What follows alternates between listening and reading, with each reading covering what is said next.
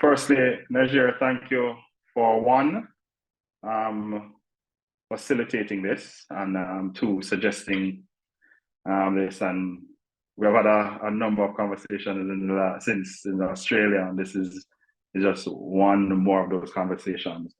Welcome, everybody. Today, we're going to have a conversation with Nirjhor Rahman.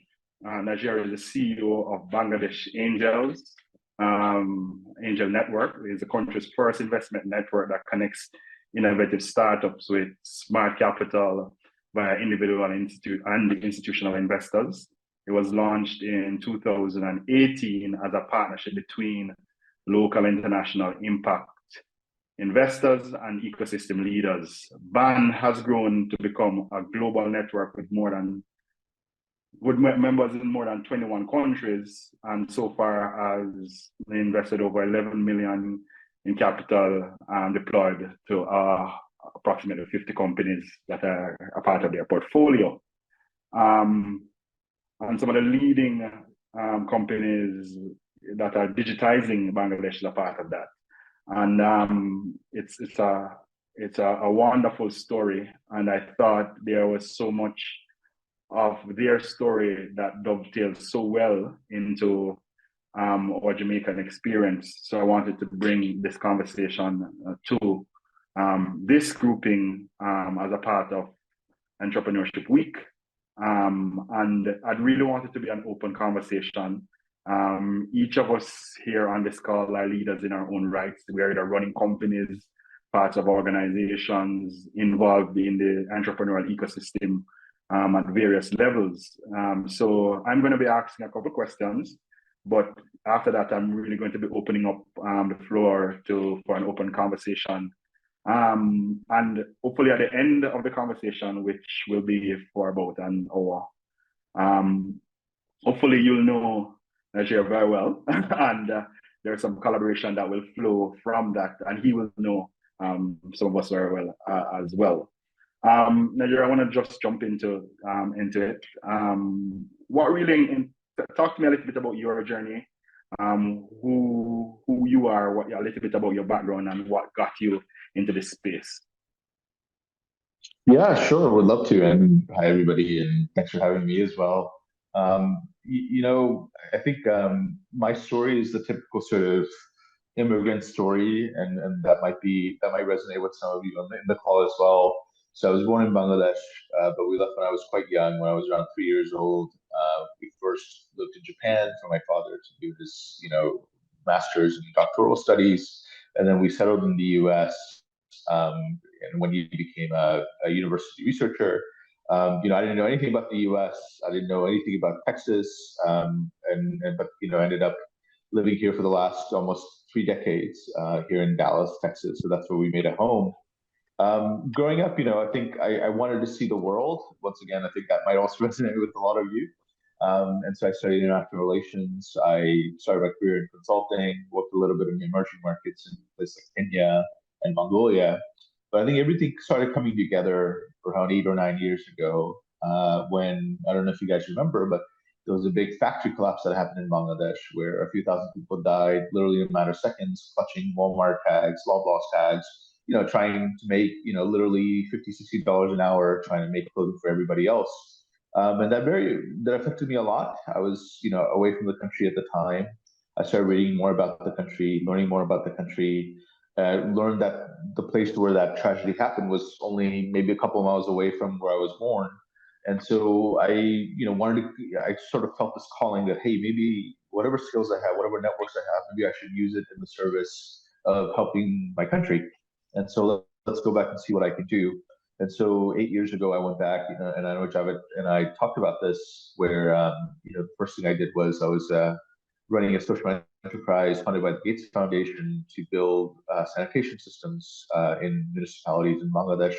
So, worked literally from the root level, with, families living in slums all the way to mayors and municipalities.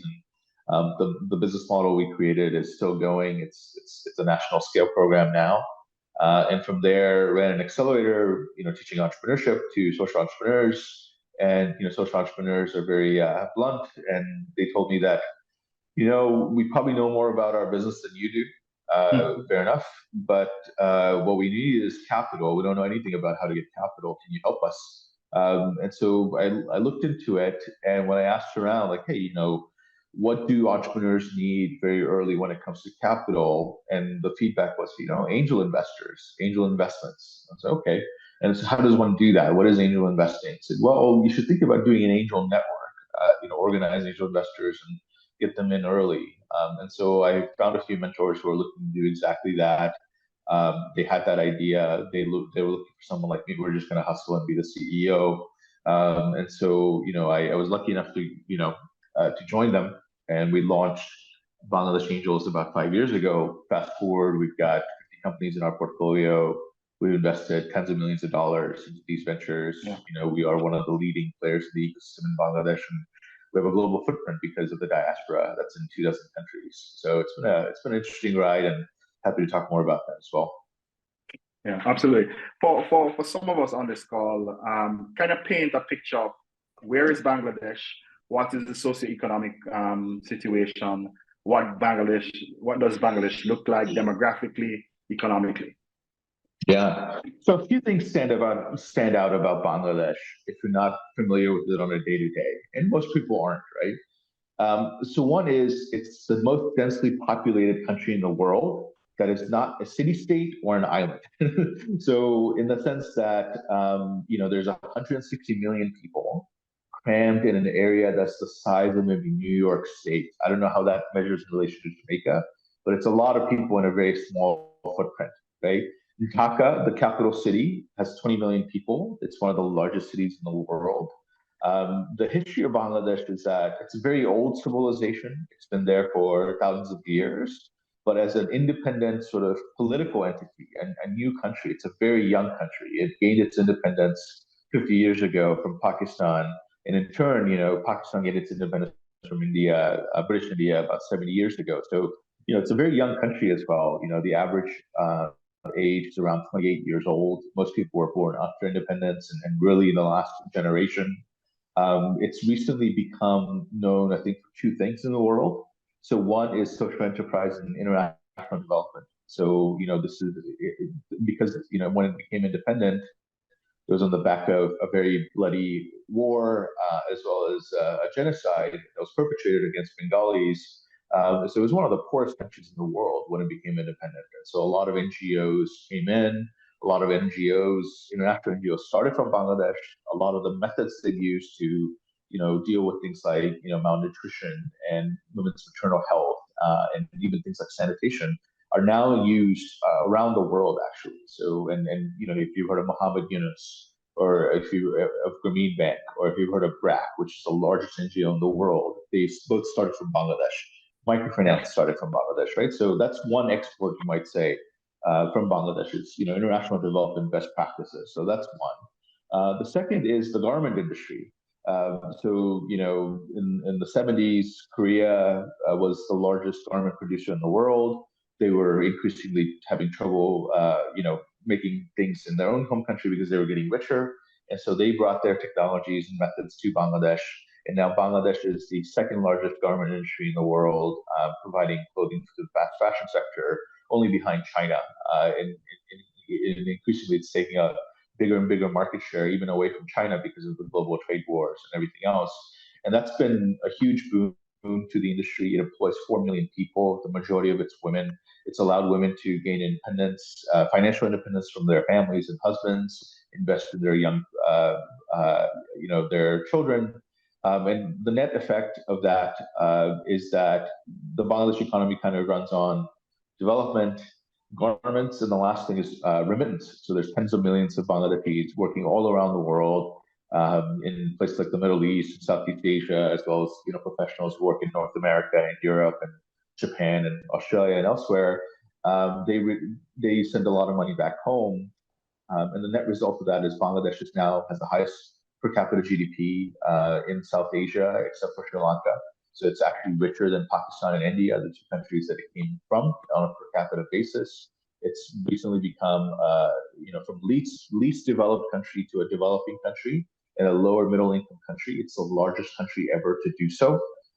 It's had 40 years of economic growth. Only Vietnam and I think maybe China has had the same. So it's actually becoming a fast growing emerging market, and a lot of people are looking into it. But it's really based on those three things: development, remittances, and garments. Okay. So a lot of us on this call would have known about the Grameen Bank and Mr. Yunus's work.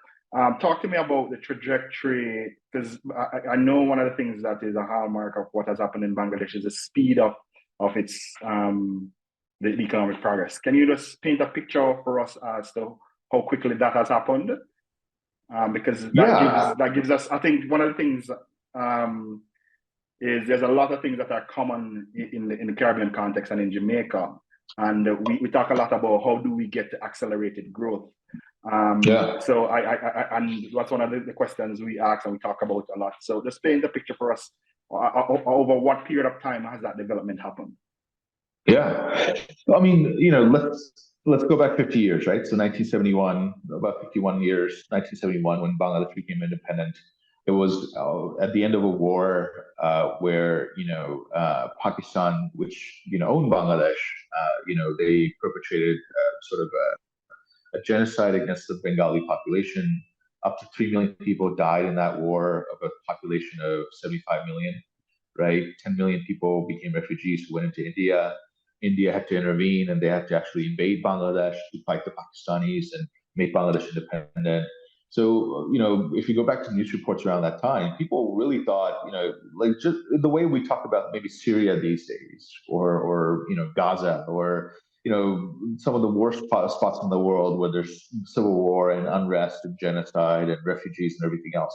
That was Bangladesh. Right? 50 years ago, it was, if not the poorest, one of the poorest countries in the world, right? 50 years later, as mentioned, it's now a middle-income country. It's one of the largest garment producers. It's got this massive diaspora that's sending money back home. They're everywhere. It's actually becoming, it's become in many ways a model for development, right? You'd have to go back maybe to Korea in the 1950s. Korea was once a long time ago a very poor country, and now it's a very advanced country. You have to go back to maybe Japan in the 1800s and early 1900s in terms of the level of human development that's happened, right? On key indicators like maternal and child health, when it comes to life expectancy.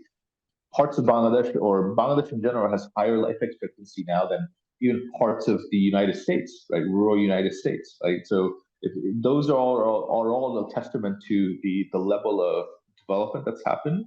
And quite frankly, the work of development entrepreneurs like Muhammad Yunus and Brak and others, because it wasn't enough. Bangladesh didn't just become richer. What it became was, as it became richer, it was also equitable, right? So you look at the levels of participation of women, for example, in the workforce. It's much higher than Pakistan or India, right? In the region, right? Because they're working in the garment industry, they're earning their own paycheck, right? These women are. So I think that's good. It's quite remarkable. In fact, if Bangladesh has the chance to keep growing at the rate that it's growing over the last 20 years plus, in the future, you'll probably read about the economic miracle in Bangladesh in the same way we read about China or Korea or Germany or Japan. It's really remarkable. Like it's in recorded history. I mean, you have to go back literally decades, if not hundreds of years, to see how fast the country has grown so far when it comes to Bangladesh. All right. Amazing. All right, Nirjhor. So let's jump into the band and what does the Bangladeshi Angel Network looks like? What the characteristic of that Angel Network? So let's talk just a little bit about the ecosystem. Are there other players? What does that look like? Yeah. So and actually, let's step back a little bit. And everybody, there are entrepreneurs here. There are people who are working in organization. What is an angel investor, as you define it? Let's start there, and then let's look at the network. Sure. I think angel investors play a pivotal role in the journey of any successful startup. In the sense that they are the people who come in to a company when it's not fully fleshed out, right? So it could even be a back of the idea on a napkin. It could be just a few people in an office. with the laptops. It could be just maybe a few customers and not much revenues. Whatever that is. Typically, angels join a company when the future is not clear, right? They come in based on the potential of the team, the potential of the idea, and they're willing to put their money where their mouth is. So they're willing to cut these checks, even if they don't necessarily know the team before, right? Because these are people who are actively looking to invest in new ventures and new companies. They'll invest in these companies and then they'll try to stick with the team. They'll try to be a mentor to the founders, and they'll stay as long as they're needed. And typically that's until the company either fails or the company goes on to raise follow-on rounds of capital for more, what you might call established investors, more institutional investors like venture capitalists, and potentially other types of financial institutions. But angels bridge that gap between when a company is just starting out versus when it becomes professionalized enough and formalized enough that they can go out and get institutional capital. So they act as a sounding board. They provide advice on strategy and guidance. They open doors, right, to potential customers and even potential follow-on investors. So they do a lot of work, and they're almost like a guru wrapped in a rich uncle. Maybe that's one way to kind of look at it. But a guru with a paycheck.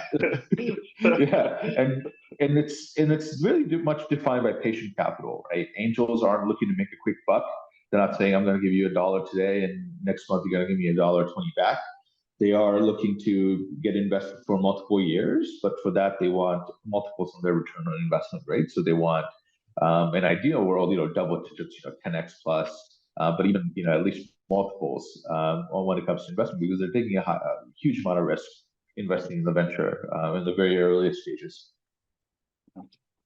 So talk to us a little bit about how is your Bangladeshi angel network organized?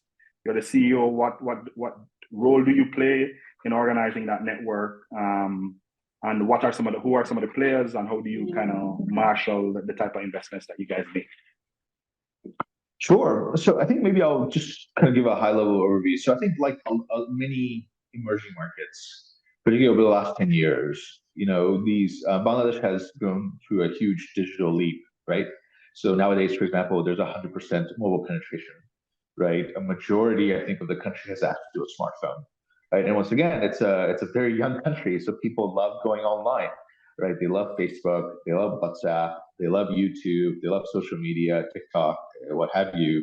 So it's become a very digitally savvy population in a very short amount of time. Against that background, you have a growing economy. Against that background, you have a young consumer class. So naturally, you create an environment where people, want to consume online and purchase things online, and entrepreneurs will then, naturally try to fill that gap, right? So that's kind of what happened over the last decade plus. Is that, and particularly entrepreneurs like me who are from the diaspora, they studied abroad, they worked abroad, they brought their talents, they brought their networks, they brought their expertise from places like Silicon Valley, and they started companies, right? Startup ventures, digital ventures, to be able to serve this growing need within the context of Bangladesh and its emerging digital middle class. But what happened initially was these entrepreneurs would kind of bring their own expertise and their own capital and their own networks, right? There wasn't a lot of local capital, right? Because we didn't know what startups was, we didn't know what angel investing was, right? We didn't know what venture capital is. There was no expertise in country. Right. And then over time, you had what you might call ecosystem actors like accelerators and co-working spaces, right? Which are important to helping to nurture a culture of entrepreneurship, getting young people interested in this concept of startups, hosting startup competitions and everything else. But the problem was, once again, still, where's the domestic capital, right? If I'm an entrepreneur in Bangladesh trying to start a startup, well, who do I go to actually get capital? If I don't have the luxury, if I didn't have the luxury of going abroad and knowing people from outside the country. And so that's where an angel network plays a critical role, right? If you go back even to the history of Silicon Valley, like you can watch, I remember watching a documentary on venture capital 50 years ago. There would be these people who would just take lunches on Thursdays and hear pitches from entrepreneurs. And some of the leading companies in Silicon Valley were funded at least partially through those methods, right? So angel investing is a very kind of established concept in the I guess the realm of startup ecosystems, but Unfortunately, 5 years ago, there wasn't an organized angel investment network in Bangladesh, right? It's connecting the entrepreneurs who are seeking capital, as well as investors from within Bangladesh, especially from the diaspora, who increasingly have higher and higher savings because the economy is growing and they've made money, and they were looking for places to put that capital, right? So and then I think this answers your next question about what does the angel network do and how are we organized. So we play this critical bridging role, right? We're like a middleman or an intermediary. On one side, we have entrepreneurs. They're typically, their companies are less than a year old. They have an idea that they've started, they've gotten some traction, but no way this is it formalized or, institutionalized. They have put in their savings, they have invested in their friends and family savings, and now they're looking for outside funding to continue to kind of grow their company and continue their journey and towards product market fit. So we work with them on a data, on things like pitch decks. We work with them on things like data rooms, on their financial models, their fundraising strategies, right? So we provide them guidance on those things, right? On the other side, you have investors. So investors join Bangladesh Angels as a member. They could be individuals, they could be families, they could be family offices, they could be venture capitalists, they could be institutional investors like banks and financial institutions. They could come from within Bangladesh, they could come from outside of Bangladesh via the diaspora, but they join the network because, hey, we're actively looking for new and interesting companies to invest in. Nirjhor and your team, like, please send us those deals when you find them, right? So when we train these entrepreneurs and we feel that they're ready, every 2 to 3 months or so, we'll have what's called showcases. We'll have these companies pitch to these investors, both physically and online. These investors will listen to those pitches, and then what we'll try to do is we'll try to get them to invest. How do we do that? We'll get those investors in follow-up calls. We will help, do things like due diligence memos, investment memos. We will give guidance to both parties around, hey, how do you kind of navigate this negotiation process? We'll have guidance on structuring, like, hey, should you invest in this type of equity, this type of convertible note? We'll help do the documentation, and we'll help bring the two parties together. And for that, we're like an investment bank, right? So we get a success fee for getting the deals together.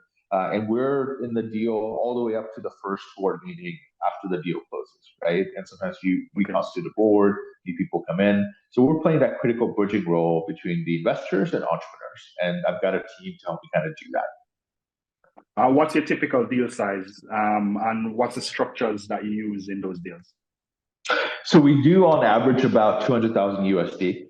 And that could usually that comes in across 2 checks usually. So it might be like, one round, and then after 6 to 12 months, we do another round.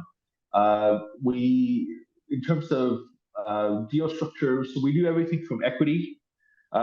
Typically it's 3, right? So it's equity, and it could be ordinary shares, it could be convertible preference shares, depending on the context. We do convertible notes, as well as safe notes, which are, what's called simple agreements for future equity, which are basically a version of convertible notes with a little bit more, what you might say, advantages for the founders. And it's become quite common now, or across the world. Yeah. Yeah.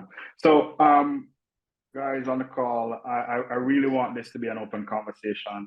We're hitting the half-an-hour mark in a minute. I'm going to ask a few other questions, but if you have questions, just use the raise your hand symbol. I think it's here somewhere, and I'll allow you guys to also jump in with your questions. Everybody here, I know, is either an entrepreneur running an organization, they're supporting entrepreneurs, they're on the policy side, all of that. So I'd want to also not just ask my set of questions that I prepared, but allow the leaders in the room to also participate in the conversation.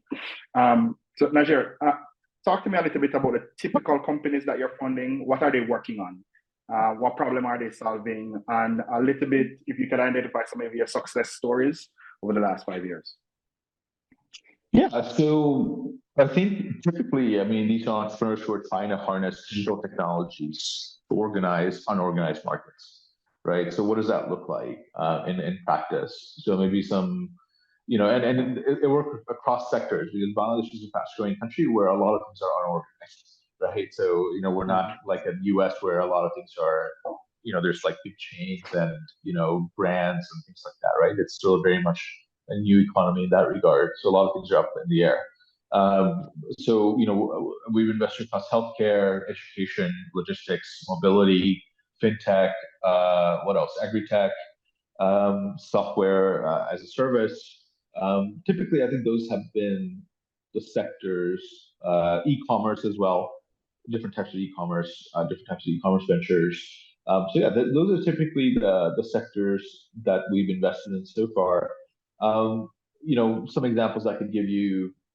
So for example, we had we were one of the first checks into a company where called the Rensoft, where it was a couple of Bangladeshi Canadians who came back to Bangladesh.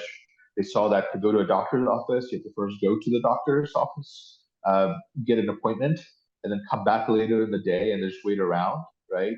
And then when you see the doctor, they'll give you maybe like 5 minutes of their time, and they'll just like write chicken scratch on a piece of paper and say, "Hey, here's your here's your prescription." And like, "Oh, what the hell is this? I didn't even know." And like, so there's a lot of you're susceptible then to go to the pharmacist and like pharmacist, and they might tell you like, "Oh, yeah, that's the medicine that they recommended," but maybe the pharmacist actually knows like, okay, well, because they're also trying to make their margins, so maybe they're pushing medicine that where they're going to make more money than the particular brand or prescription that your doctor gave, right? So there was a lot of issues with that process, and so the first thing they did was they created a small software to essentially let the doctor open up, their computer, and instead of writing, they could just write the prescription online. They could pull up information based on the patient's history. They could print it out, or they could email it to the patient, and the patient loves it because it looks very like it's a very professional prescription, right? And then they could go and take it to the pharmacist. But increasingly, then they're working on a platform where the patient can order those medicines directly, and it comes to the house. Post check up with the doctor. They've also partnered with pharmaceutical companies. And Bangladesh has a very large pharmaceutical industry, a very large generic pharmaceutical industry that also exports to 100 different countries. But these pharmaceutical companies will actually pay for like the metadata to say, oh, okay, cool, like this medicine is now being prescribed a lot in this area of the country. We'll go and check it out why that's happening, right? So it allows them to do some kind of resource planning, marketing planning that maybe they weren't able to do when they're happy to pay for that data, right? They actually top dollar for it. So that's called Rensoft. We came in, back in 2019. It was our third company that we've ever invested in. It's since gone on to Singapore, raised a large round from Singapore, raised investors. They're looking at regional expansion. They're nationwide already. They've got thousands of doctors literally logging in every day and typing in prescriptions. They're getting this data in real time. They've got like 4 million data sets now. So that's kind of cool, like, to see the journey of a company literally from like when it was like, like they literally showed me the prototype of their software, and now it's a national company that, is kind of well known. So that's cool. Another company that's more outward facing, let's say, is a company called Nitex. So we met the entrepreneurs once again during the pandemic online. They were stuck in Singapore, because they were doing some meetings. They got stuck after COVID. But we put in money when the company was kind of like struggling, right? Like their business had kind of shut down because what they were trying to do is they were trying to work with garment factories in Bangladesh and other countries that wanted to get customers from around the world. And right now, if you try to, like, you could sit in Jamaica and try to order clothes from a Bangladeshi factory. It's really hard because these Bangladeshi factories don't always have people who can speak English. They'll try to talk to you on WhatsApp, right? Like it's a very informal process, and you have no idea where the process your clothing is. Hey, like, has it shipped? Have you gotten a design? Like, you just do a lot of back and forth. So they created a software to kind of manage that process, and they do everything on the ground and make sure it's managed on the ground. And then for that, they take a cut of each order. They even do some financing to these factories as well. So we invested at the height of the pandemic in 2020. Now, they've gone on to the US and Europe. They've established offices there. They've raised venture capital from US VCs. I think this year they're on track to do $50 million in top line revenue. So that's kind of, once again, like, that's exactly the kind of company that the country needs, because we need, our garment industry to digitize, get new types of customers, right? Diversify their customer base as well as professionalize, right? So they're kind of doing all of that at the same time via this digital buying house model, which I really respect. So yeah, I mean, it's been a, I mean, it's been great to see. And I mean, but the caveat is, of course, that, venture capital is, and angel investing is a power law game. So for each success, you're going to have probably four or five, I wouldn't say failures, but rather failures in terms of growth, right? Maybe they didn't grow as much as they thought they would. Maybe there's been Right. challenges there. Maybe they're still kicking. So you definitely kind of Well, balance it I out. have some questions for you on some of your failure stories. I was going to Yeah, cover yeah, that because I think we don't talk about failures enough. But I yeah. want to dovetail into into a question from Cheryl Stewart. She's asking, what were the challenges that you had initially with kind of getting people to collaborate? How did you get people to join the network? How did you organize in the early stage? Like, you have successes now that you can point to. You have invested in over 50 Yeah, companies. But in the early yeah. days, how did you get all of these people together? We benefited a lot from my board. I have to give them all the credit in the world because in the beginning, nobody knew me, right? They didn't know who Nirjhor was, but they knew some of the people on the board, and they brought in like the first, I would say, 20 to 30 investors were all brought in by my board. They were all friends of my board, right? And so they had a lot of credibility from the get-go. Another thing we did was when we launched, we just threw a big party, right? Like 200 people. Like we made a list of the 200 top business people in the country, and we just invited them to say, hey, we're launching this angel network. This is why we think it's needed. This is how it's going to operate, right? So we were kind of from the get go, we created a lot of buzz in the ecosystem. So people are like, oh yeah, like this seems cool. Like I want to get involved, right? It's very well done, like the event and the materials and things like that. So I think we projected a very professional image from the get-go, right? And so I think even if people were skeptical around angel investing in startups, I think those things went a long way. And then we've always been kind of like we've always had we've always wanted to be like exclusive in the sense that we're not showcasing each and every company that comes through, right? We're not inviting every single person who might want to be an angel investor, right? So there's always a little bit of screening, and I think that also creates like this FOMO, like fear of missing out as well. And then obviously as we've grown over time, one of the reasons I do sessions like this is because it helps to kind of create. You just never know, right? Somebody might see me on a podcast, and they'll reach out to me like, hey, I really like what you said about this or that. Like, let's talk more.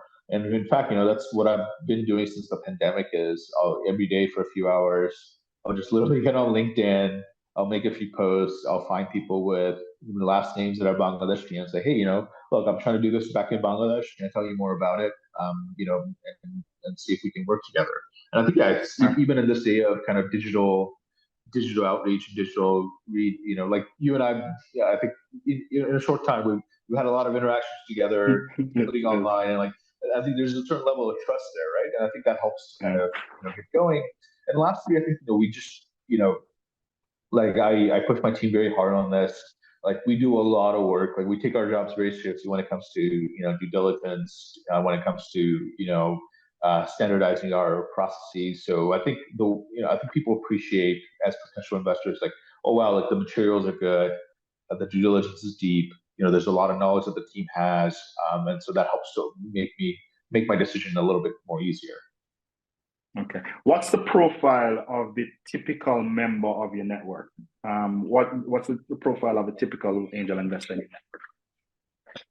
A lot of them come from traditional industries. So by traditional, I mean like physical industries, right? So in a growing economy like Bangladesh, maybe they've made their money or their families made their money in things like real estate, or they made their money in garments, which is a big industry, right? Or they made their money in running hospitals or schools, like for-profit schools or factories or what have you, right? So I think that's one type of investor, and in the beginning of an ecosystem, those are the people who are going to be like who you're going to reach out to because that's where the money is, right? In any economy that's kind of like growing. Another group are what you might call software entrepreneurs. So you have a growing software industry in Bangladesh. They're exporting around the world. They're not necessarily startups. They're building like customized software for clients around the world, but they know the challenge of building an IT or ICT company or ICT-enabled company, right? And they might have bootstrapped on their own. So I think that's another group as well.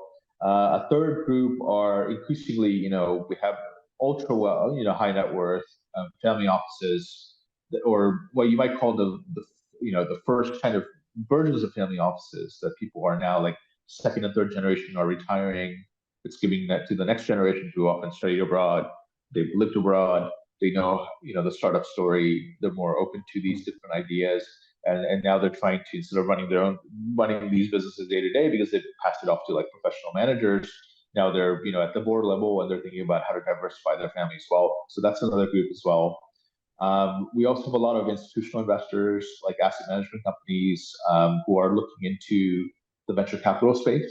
They think this is kind of the next frontier of how they expand their business in Bangladesh. And I think those are typically the profiles. And then a big part is also the diaspora. So half the network is from outside of Bangladesh, but of Bangladeshi origin. It could be anyone from somebody working at Google as a software engineer, somebody working in the city of London as a banker, or somebody working kind of in a peripheral industry. They could also be startup entrepreneurs themselves in their markets, and they want to do some angel investing on the side and might not invest back in their home country. So there's a lot of different profiles, but typically they come from finance and tech from abroad. Right.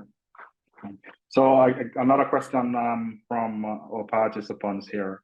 They're actually, what's your appetite for investing in startups in the Caribbean, specifically Jamaica, given the nuances in our economy? Yeah. I think the problems are, one thing I find, like, and Javette and I met each other through GBAN, Global Business Angels. One thing I find whenever I talk to people in other markets is that the problems are very similar, right? How do people are looking for the similar things, right? How do I get home on time? How do I, get more affordable groceries to my house? How do I get health care, and how do I finance that healthcare, more cheaply for my family? Things like that, right? So I think there's a lot of opportunities in multiple ways. So one is business models that come out of our market, could potentially be looked at for your market, and vice versa. And we're quite open to that. And I think we're also open to looking at deals. I think we always want to see some kind of a Bangladesh connection, whether that product or service could be brought to Bangladesh, or maybe like a founder is Bangladeshi, or maybe you have people in the workforce that are from Bangladesh, or something, right? Like we'd love to see some kind of Bangladesh connection when it comes to looking for outside deals. Having said that, we've done it, right? So we've invested in European companies, we've invested in American companies, we've invested in even Indian companies as well, right? Who then, once again, with some kind of connection to Bangladesh. So we're definitely open. We don't really say anything. We don't really say no upfront. Like I think we're always open. Like you're only as good as your pipeline. So we're always open to expanding that pipeline and see if we can do some work together. So yeah. Yeah, and just to expand, Nirjhor and I are talking, and there are a number of collaborations that we can't really announce, because we're working through some of the details. But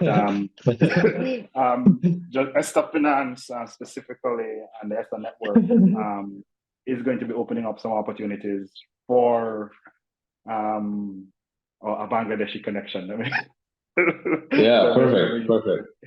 That terminology. Could you paint for us what are the challenges, or the key challenges, and the key opportunities that exist in the angel investment space?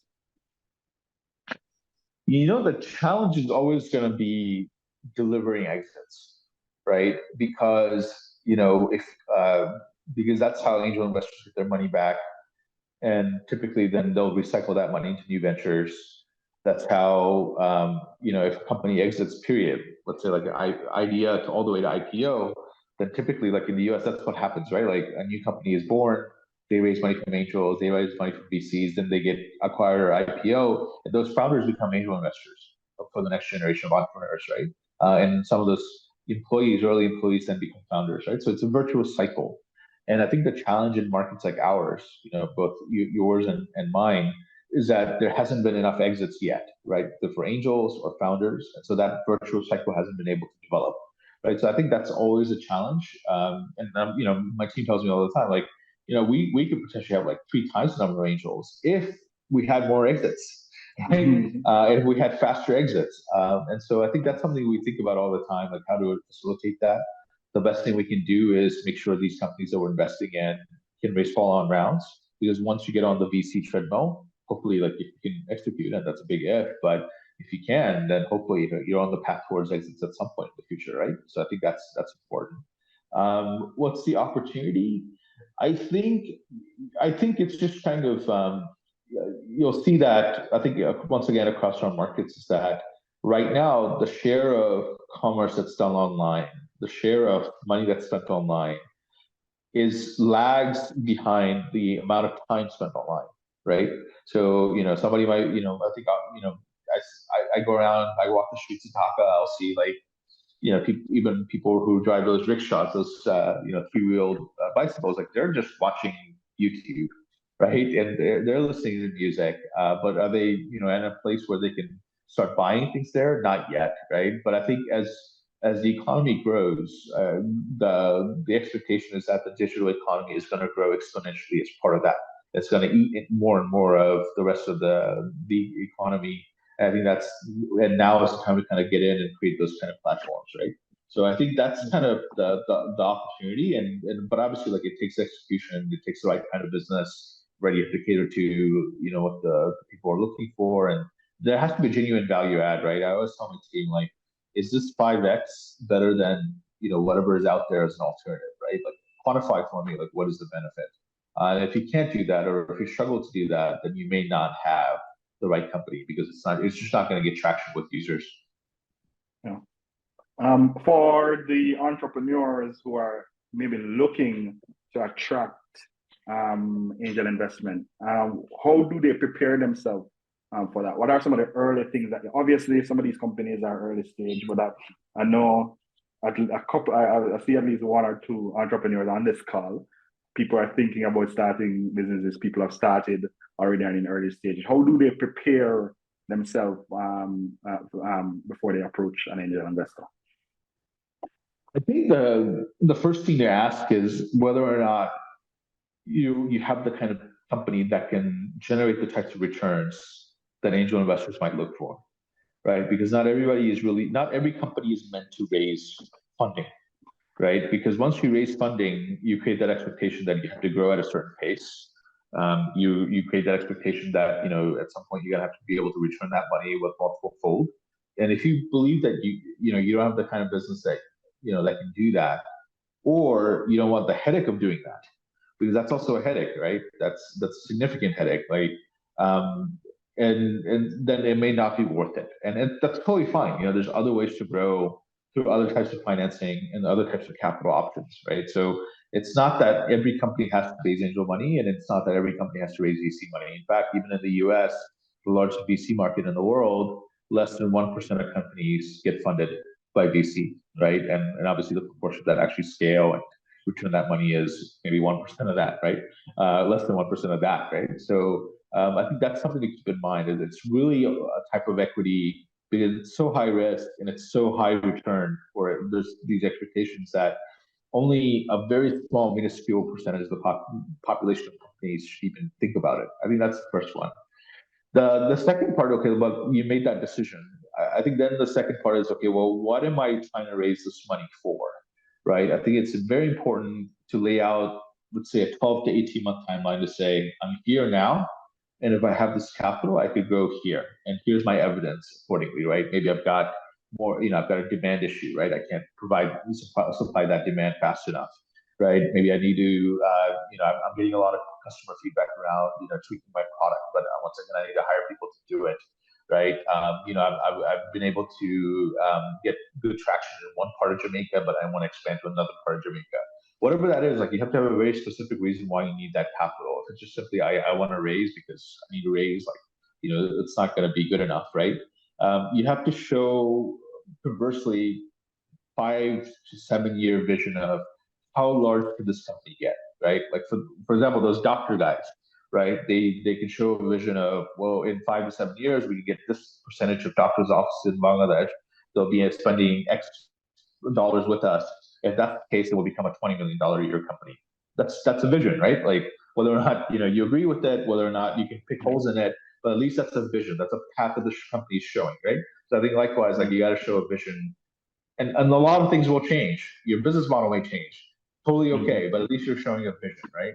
I think you've got to have a great product, right, that people are using, even in small ways, however small. Maybe you got a few users, tens of users, dozens, but you got to show that they love it. It's become indispensable in their lives, and they're spending a lot of hours on time on it.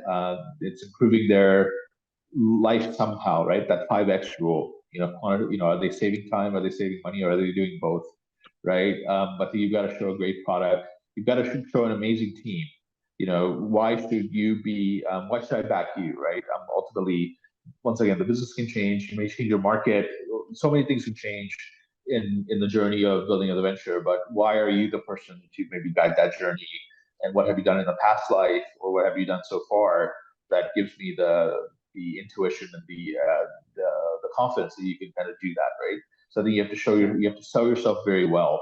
I would say that's even 90% of the battle is actually like the founder and how well they can come across, how confident they are in themselves and their vision.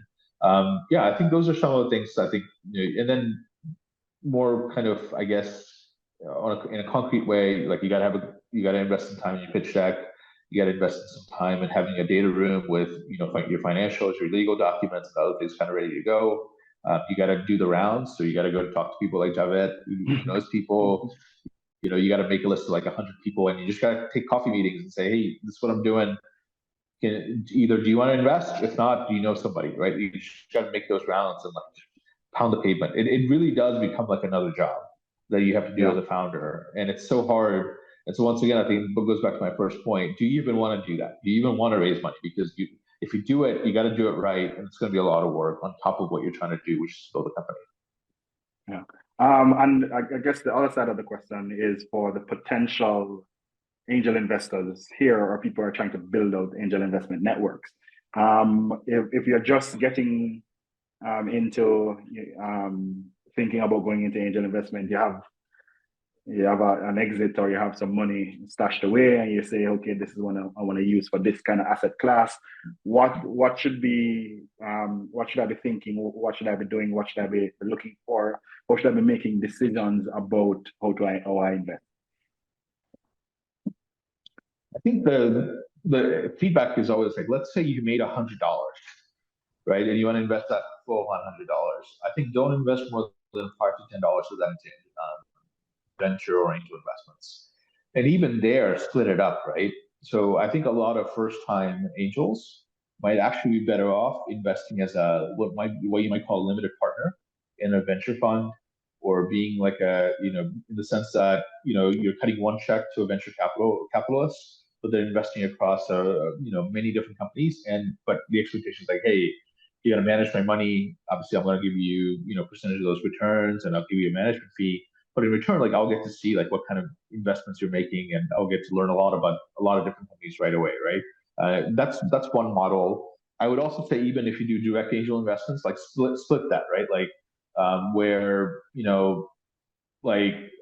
what I recommend is any angel investment portfolio. In an ideal world, you got at least 2 to 3 dozen companies, because once again, most of them are probably not going to fail to like they may fail outright, or they may at least fail to return your capital. Maybe 30% will return maybe 2 to 3x, 10% will return 3 to 4x, and then you only have like 1 or 2 companies that end up becoming like the household names, the company that everybody knows and everybody recognizes, and then for that you're going to get like a huge return, and that's going to make up for the loss of the rest of your portfolio, right? So split that, and even before you cut your first check, I think it's very important to spend some time getting acclimated to the ecosystem. So go attend global entrepreneurship week events. Go attend, Point Global's, pitch sessions with entrepreneurs, right? And with the expectation of, hey, I'm not cutting a check right now, but I just want to see what's out there, and I'm happy to help, right? And from that, like talking to hundreds of entrepreneurs potentially, or at least dozens, who really like a few entrepreneurs, then okay, start investing, right? Like I think the issue that a lot of first time angels do is they want to start investing, like make a bunch of checks right away. Like, oh, I heard this guy like made so much money on this company, so like I got to do that same. Like, and then they get kind of, their fingers burned, and they're like, oh no, angel investing sucks. It's a bad asset class, whatever. Like, but it's just like anything else, right? If it's the same if you want to buy houses and real estate. It's the same if you want to buy stocks. You have to take some time to do the research, right? And you have to decide if it's for you, and you have to do the homework accordingly, right? And you have to take some time to maintain your portfolio and things like that. And you have to diversify. Like, all those things are true. It's an asset class just like anything else, and it's a part of your overall portfolio. Yeah, absolutely. All right. We're coming up to the end, but I want to talk a little bit about some of the failures that you have had and some of the lessons from that. Just talk us a little bit through some of the failures that you have had, and what are some of the lessons that you have learned from those failures? We haven't had a lot of failures in the sense that companies haven't died, right? Like, if that's one metric of failure, like, out of the 50 companies, I think only 3 have died, and most of it's because founders wanted to move on and do something else. Like, that's one type of failure, and that could happen too, where the founder's like, I tried this for 2 or 3 years, and it's just not what I want to do anymore, right? I don't have the energy for it. That's one type of failure, right? Where you thought the founder would kind of stick it through, but maybe they just don't have it in them. I think I wouldn't necessarily say failure yet, but I think where the challenge has been is that a lot of these companies, when they initially raised money, they had a lot of grand visions and a lot of optimism. And I think what they're learning now is actually, either the market doesn't support the kind of company they want to build, right? Or either maybe there's not enough follow-on capital for the type of business model that they have, because this venture game is a global game, right? There's, business models coming out of places like US, North America, versions of that are being applied to emerging markets. Even some VCs from those countries are investing in these emerging markets. And so you have to kind of fit within whatever is in vogue at the moment, right? And, maybe whatever business model you had might have been very attractive in 2021, 2022 are no longer attractive, at least when it comes to funding, right? So they're kind of in this space where, should we continue? Should we try to raise more money? We're probably not going to get the valuation we're looking for. We may have to do down rounds. Should we become more of an SME type business, right? Because that's the highest we can kind of go. Should we even stick around? So there's a lot of companies like that, quite frankly. And I think each entrepreneur has to kind of make their own decision ultimately about, what they want to do with these ventures. And then they got to figure out, well, how to, if they want to stop, then they might have to liquidate the company or sell it off. And obviously angels will get, some of their money back in liquidation preference, but probably not all, right? So those are very tough conversations. And, I think we've had some of that this year. We'll probably have even more going into next year because the market's changed quite a bit. And I think, that's something we'll learn. But I think at each stage, I think, the advice to founders is, I think, just, I think you should try to go as hard as you can with the resources you have. When you have to make those decisions, I think just be as transparent with your investors and everybody else as possible sooner than later. It's far, better to kind of, if you know that the company's not gonna, if you know that you can't keep doing what you're doing, it's better to stop than, to just double down on something that is not the path forward for you or the company or your stakeholders, right? So, come back to me in a year. Maybe I can give you updates on some of those conversations, but definitely, yeah, it's been a challenging, last 12 months, I'll say. Yeah. And my final question before I wrap, what are some of the opportunities for cross-border collaboration? And we are talking a lot, but there are lots of leaders on this call that are leading different aspects of the ecosystem in Jamaica. I see private sector, people from private sector, some people from academia. I see entrepreneurs. What are some of the opportunities for collaboration that, and I'll send this out to my wider network as well, the recording. What are some of the opportunities for cross collaboration? And would you be willing to share your details, your contacts with these people, and so they can directly contact you if they feel that there's some synergies? Yeah, sure. I'm just trying to type in my email. So feel free to email me anytime. Here you go. And then, you can always find me on LinkedIn, and, and JN can always, reach out to me as well. We talk all the time, so not a problem if you want to reach out. I think, yeah, there's many ways, right? So I think let's say if a Jamaican company has a solution that could apply towards a market like Bangladesh, and it could fit it in any sector, really, right? We have wide open sectors that are ripe for disruption in many ways. And if there's a company with a novel business model and cool tech, and actual like, and it's seeing value on behalf of customers in Jamaica, like or in the Caribbean, would love to take a look, right? And see if we could apply towards Bangladesh. I think that makes, we're always open to looking into that. And vice versa could potentially also happen. Maybe we have the companies in Bangladesh that have built these business models and technologies that might also apply towards the Caribbean. I think that's also worth looking to. So, and that's just an ongoing conversation, right? Where, like at least in the future, like, I would love to join some of the pitch sessions you guys are organizing. We'll invite you to ours as well. And it's just kind of a natural conversation from there. Like, oh, Nirjhor, like that company stood out to me. I want to talk more, like, about how to bring them to the Caribbean and vice versa. I think that's one way. The second way it's kind of like, sessions like this, right? And we can keep doing more, and I love to do more, and maybe do more regular check-ins in the future, where I think, just sharing knowledge, sharing insights. Another thing I would love to offer, if you guys are interested, is I'm always happy to do office hours with entrepreneurs. If you guys ever do those in the future, I'm happy to dial in and give my thoughts to business models and pitch decks and things like that. So I think that's that as well. And I think, yeah, over time, I know with GBand, we're talking about creating like a global angel syndicate where we can invest across each other's deals. I think that'd be great. I'd love to see that happen. So I think there's definitely a few angles for sure, but at least for now, like, happy to, be a resource for you guys. Happy to do office hours in the future. And entrepreneurs can reach out to me anytime, if they want. Thank you so much, Nirjhor. This has been an enlightening discussion. We have to organize to get you one in the Caribbean,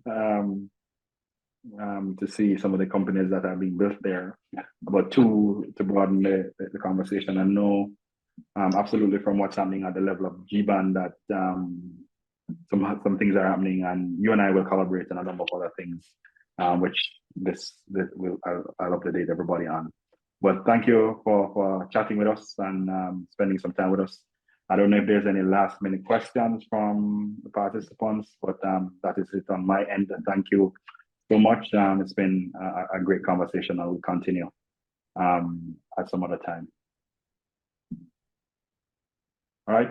It seems we're all set. Thanks, Nirjhor.